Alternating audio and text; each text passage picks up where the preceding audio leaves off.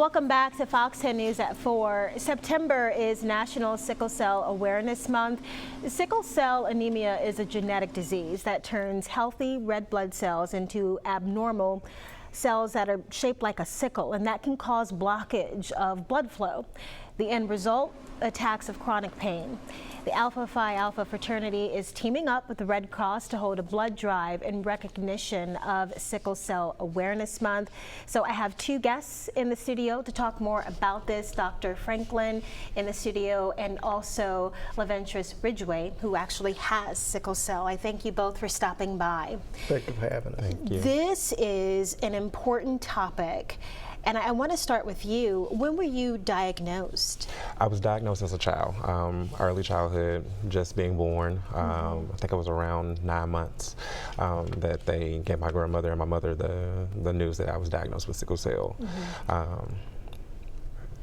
Talk about the experience, I mean, as a child, having to deal with that constant pain until you were able to get, proper treatment. Yes, ma'am. As a child, it can be very disheartening, because you want to go out and be with your friends and do things that the typical kid would do. But living with sickle cell, you might not be able to do that so much. There were many days that I missed from school. Playing sports was not the thing that I could do, for being too overheated or things like that could lead to a sickle cell attack. So it has become more manageable as I've grown and become an adult, and that has come with me being educated about the particular diagnosis and how to work with it myself and being able to manage it myself.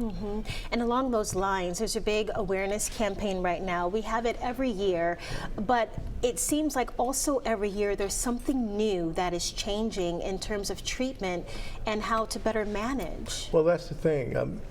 Over the years, the research in the different ways of treating people who have sickle cell has grown tremendously.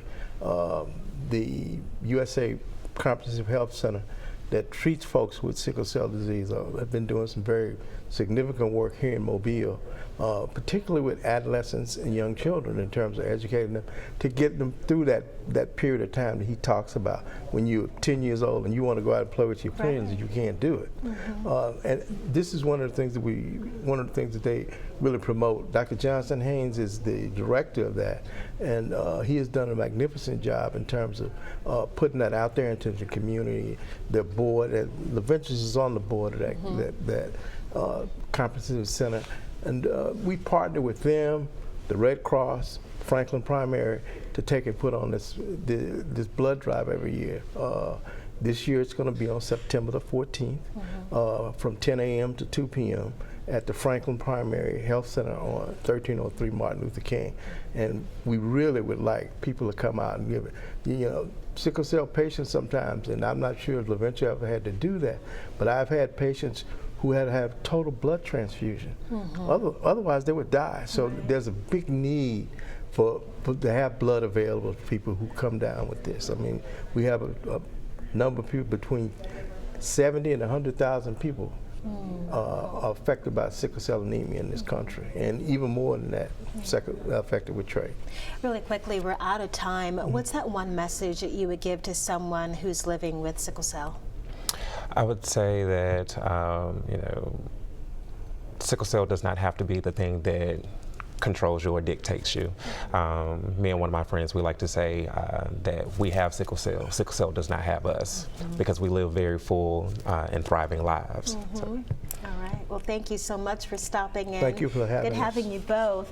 And we'll have this interview posted on our YouTube page. Look for it shortly, and be sure to subscribe.